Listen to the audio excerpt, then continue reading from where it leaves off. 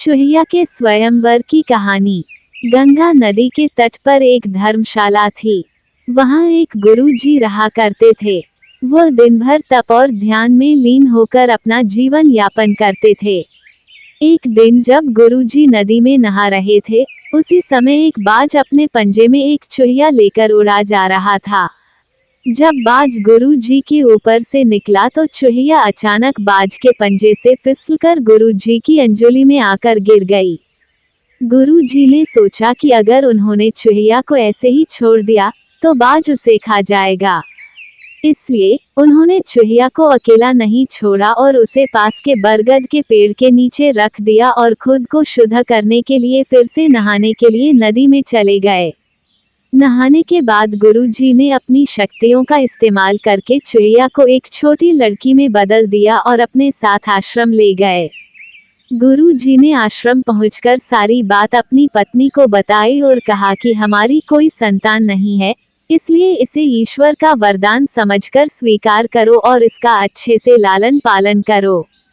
फिर उस लड़की ने स्वयं गुरु जी की देखरेख में धर्मशाला में पढ़ना लिखना शुरू कर दिया।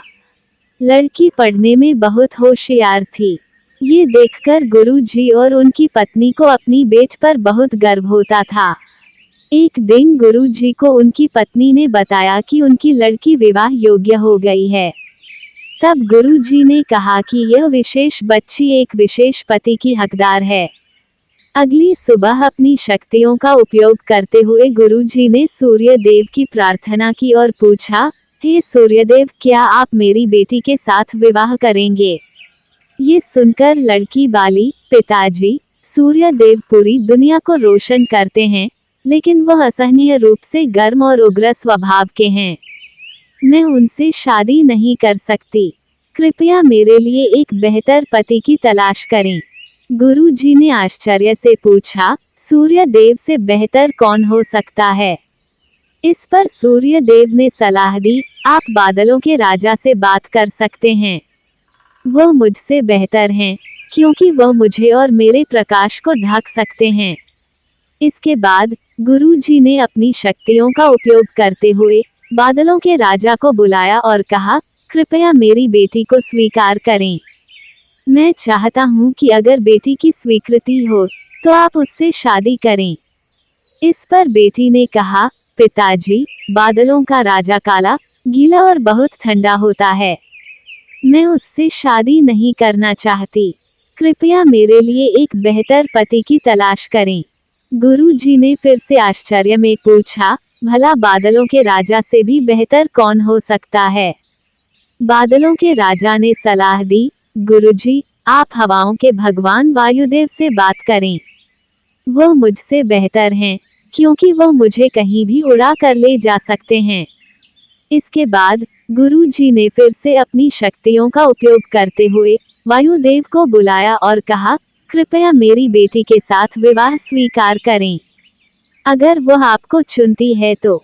लेकिन बेटी ने वायुदेव से भी विवाह करने से इनकार कर दिया और कहा, पिताजी, वायुदेव बहुत तेज हैं।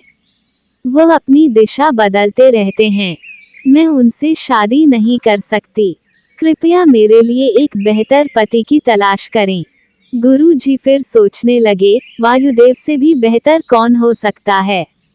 इस पर वायुदेव ने सलाह दी, आप पहाड़ों के राजा से इस विषय में बात कर सकते हैं। वह मुझसे बेहतर है, क्योंकि वह मुझे बहने से रोक सकते हैं। इसके बाद गुरु जी ने अपनी शक्तियों का उपयोग करते हुए पहाड़ों के राजा को बुलाया और कहा, कृपया मेरी बेटी का हाथ स्वीकार करें। मैं चाहता हूँ कि अगर वह आपको पसंद करती है तो आप उससे शादी करें। फिर बेटी ने कहा, पिता, पहाड़ों के राज बहुत कठोर हैं। वह अचल हैं। मैं उससे शादी नहीं करना चाहती।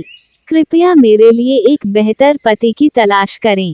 गुरु जी ने सोचा, पहाड़ों के राज से भी बेहतर कौन हो सकता है? पहाड़ों के राजा ने सलाह दी, गुरुजी, आप चूहे के राजा से बात करके देखिए। वह मुझसे बेहतर है, क्योंकि वह मुझ में छेद कर सकता है।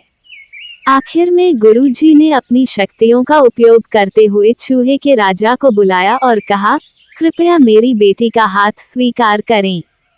मैं चाहता हूँ कि आप उससे शादी करें, अगर वह आपसे शादी करना चाहे। जब बेटी चूहे के राजा से मिली, तो वह खुश होकर शादी के लिए राजी हो गई। गुरु ने अपनी बेटी को एक सुंदर चूहिया के रूप में वापस बदल दिया। इस प्रकार गुरु जी की बेटी चूहिया का स्वयंवर संपन्न हुआ। कहानी से सीख, जो जन्म से जैसा होता है, उसका स्वभाव कभी नहीं बदल सकता।